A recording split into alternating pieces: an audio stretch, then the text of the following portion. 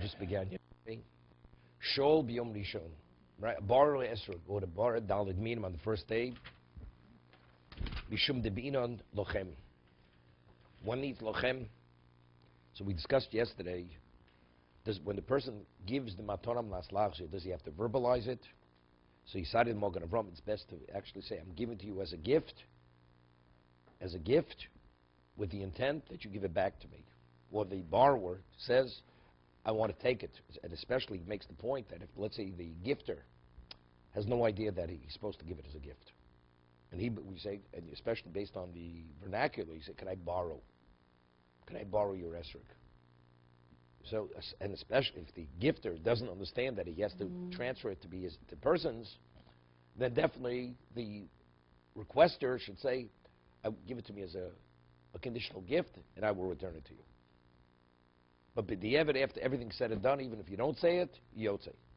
B'di'evet. We're talking about lechatchila. What is the optimum way when you take a lulav? You have two people know exactly what they're doing. There's no reason to verbalize it. There's no reason. It's understood.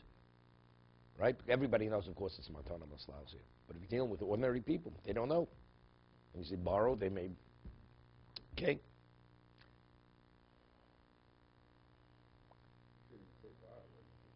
But we do. But and that's the way. That's the terminology when you speak to them. Yeah, but you don't. You say lend, right?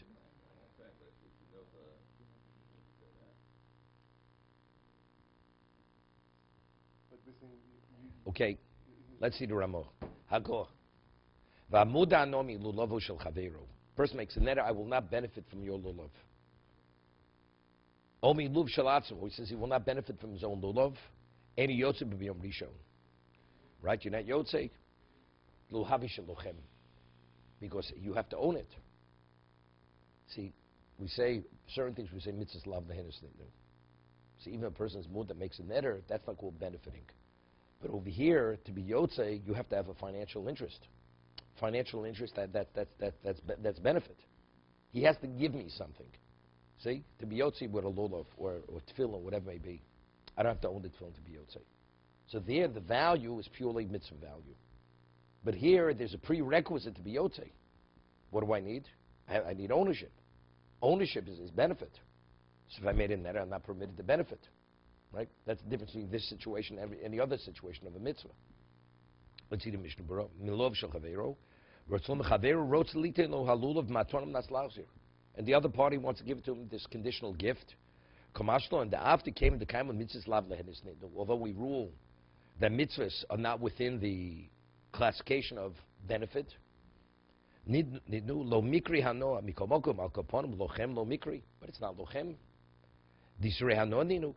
Because you're not permitted to benefit from it.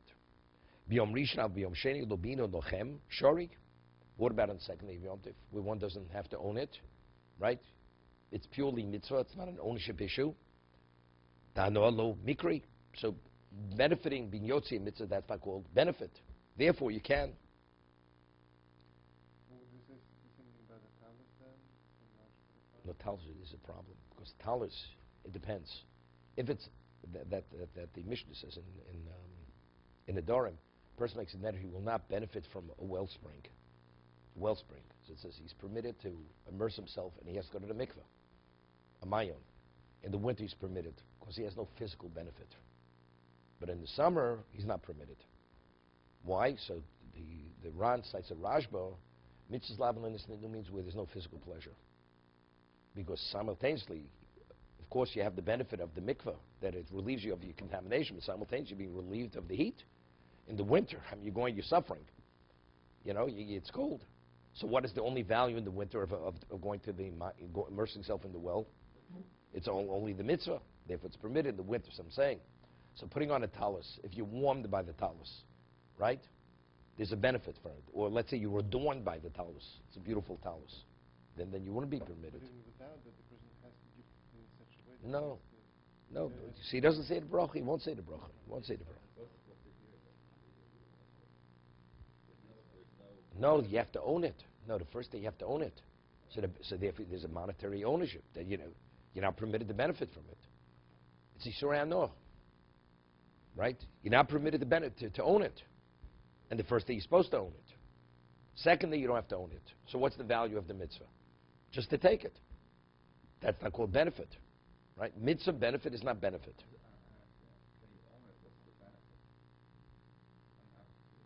You say, what's your worth?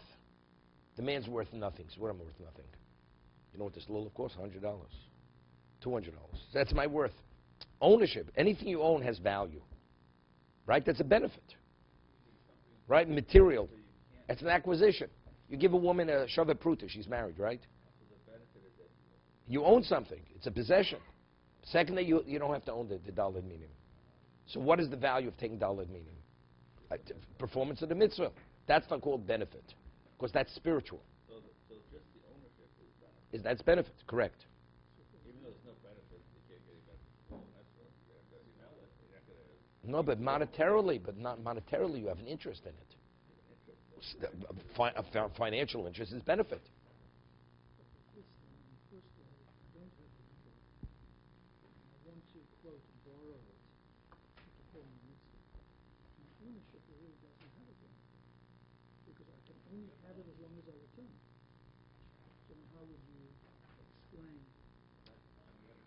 According to, wait a second.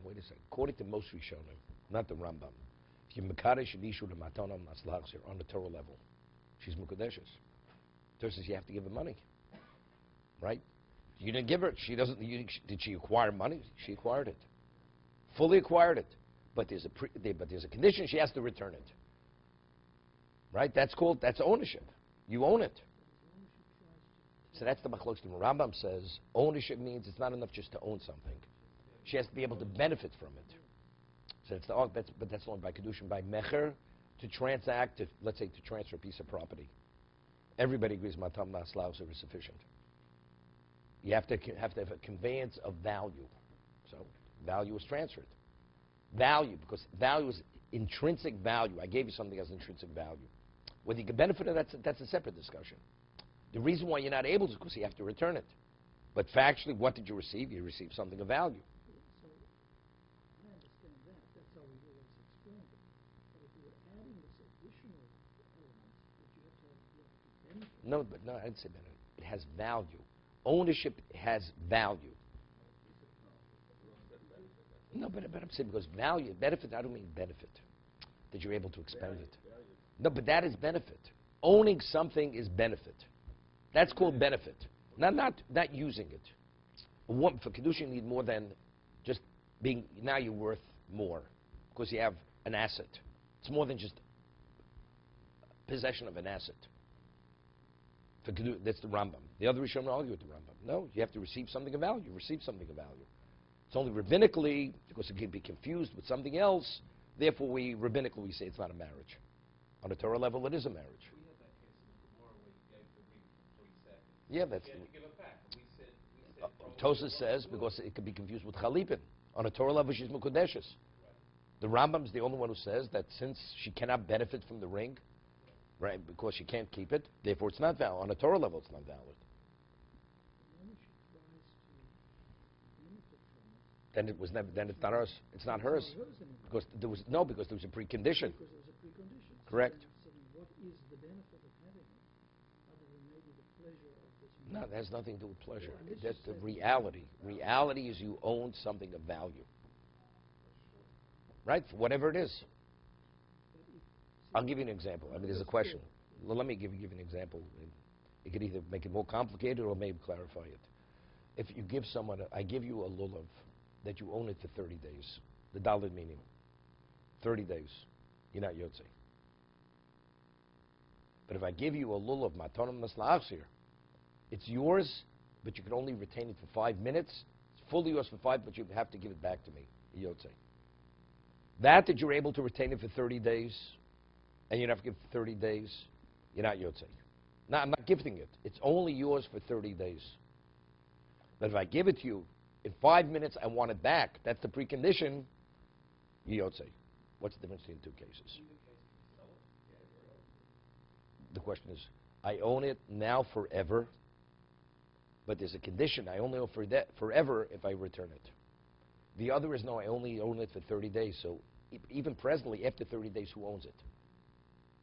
There's a partnership. Somebody else owns it. So simultaneously, as I own it for 30 days, I don't fully own it when I own it, because I only own it for 30 days. You understand the difference? It's not splitting hairs. It's a clear distinction between the two cases. We talked about kedusha. Can someone be mekadosh a woman with money that he mudar Noach on it? So now she can have a Noach on it, but he can't. But it's only a mitzvah. But he still owns it. Is it his money? He may have done the wrong thing, but it's still his money. Right. He gave her something which is his, and she could acquire it. I mean, he did the wrong thing. He did the wrong thing. But she's married. She's married to him. The case of 30 days, when you describe it as they have to pay, there's two interests really going on simultaneously. Right. Right. What's the other interest? The other interest is Because that presently, who owns it at this moment for the 31st day? Who owns this? There's not the owner. You understand that the benefit I have is the ability to perform the mitzvah. I would not have my question, because I would regard that as a benefit to me personally. Yeah, but again, so that the Gemara tells us that a spiritual benefit is not a benefit. A spiritual benefit is not a benefit. Benefit means it has to relate to the physical, to the material. That's benefit. Once you put that on it, then it's very difficult to understand what the benefit is of the ownership. You own something. Acquisition is simple. Factually, you own something. You received something from me. And what can I do with it? It's irrelevant what you can do with it. It's very relevant. Show me how I can benefit. You can marry a woman with it. Right? You can marry a woman with it. How can I You could sure you can. No, she'll give it back to me. Could I borrow your ring? Matana because I want to marry a woman. On a Torah level, she's married. So, and I give her the ring, and then I return the ring to the original lender. Rabbinically, it's not valid. Rambam says on the Torah because she has to be able to actually physically benefit. He would understand it the way that I am expressing. Yeah, but let's say transacting, selling a piece of property, right? You have to convey something. Conveyance has to be something of value, and I borrow something to right. You could transfer fixed property with anything of value, right? Anything of value. I borrow something, borrow it, and I said I need it for an hour, and I use that item to transfer a piece of property, so it has value. I was able to acquire a piece of property. So I acquired a piece of property by giving that. And the seller or the gifter was agreeable that he'll give it back to me afterwards. It was all understood. So it has tremendous value. Couldn't we make this simple? We said that in terms of pollution, a woman can benefit from the pleasure of something. That's monetary pleasure. Entertainment. Dance before me. So that's entertainment. So normally you'd have to pay for that service.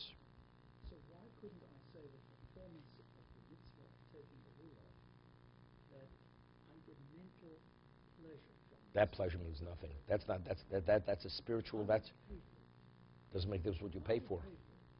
If someone could give me that feeling of satisfaction of performing the mitzvah, Let me give you an example. Okay, it's a Mishna in Kedushin. A Kohen receives his portion of chatos. Chatos only the Kohen can eat. The Gemara says Mishulchan Kavol Kazohu. Right? Monetarily, the Kohen who eats chatos, he does not own that piece of meat, his portion. But he's eating God's food. Okay? Takes his portion of chatos, which is on the market. If it would not be consecrated, it would sell for $100 a pound. This is Harei Mukadeshus Li. She's not Mukadeshus. Even though you would pay a fortune to be able to eat chatos. But the item that you have, you don't own it. But a woman cannot, Bas Kohen cannot. Also, chatos only male Kohanim, the male, right? But she could sell it to a Kohen. A Kohen would pay her for it. But when he pays for it, she's not transferring ownership. She could deny it when she's in possession.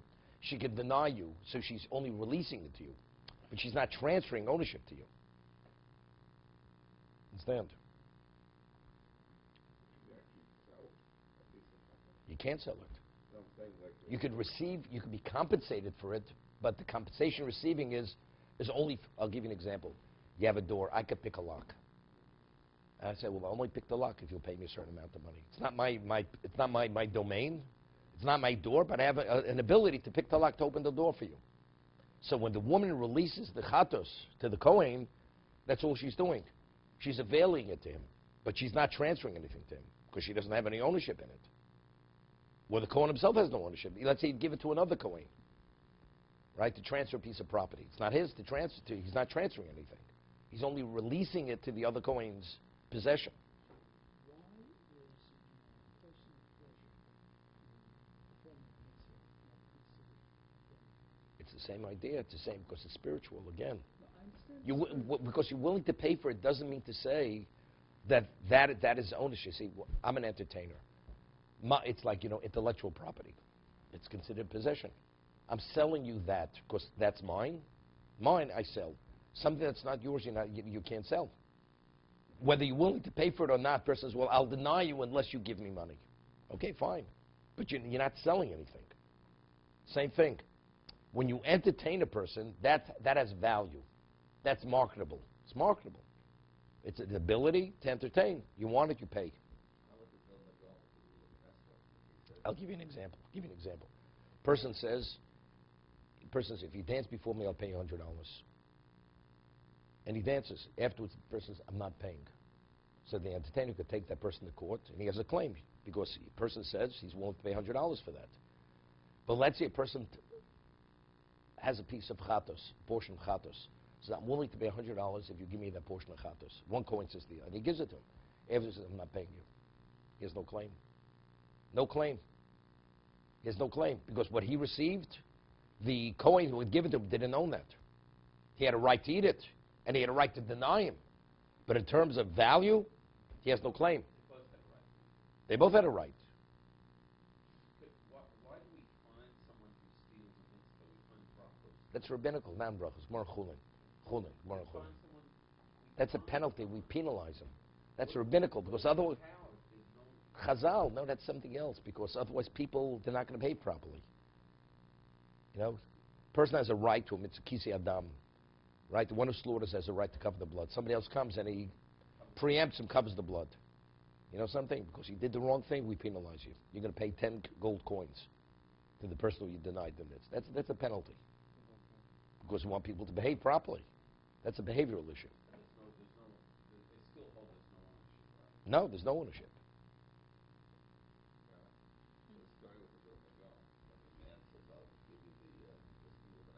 I'll transfer all my merits in the world to come. Lishma. No, that's something else. I could transfer. If I want to give, if I want to give you my share in the world to come, I have a right to do that. No, it's a transfer. No, but it's not. I'm not paying for it. It's the same thing. I agree to pay you $100 if you whatever it is for a mitzvah, right? I'll pay you $100 if you blow the shofar on my behalf, even though blowing shofar is a mitzvah, right? There's no physical benefit over there. It's purely the mitzvah. So okay. You want to pay $100? You pay $100. You want to give me your share in the world to come? You give me your share in the world to come. Well, you agreed to do it, so he transferred it. To be continued. But he transferred it already. He transferred it. There he transferred it.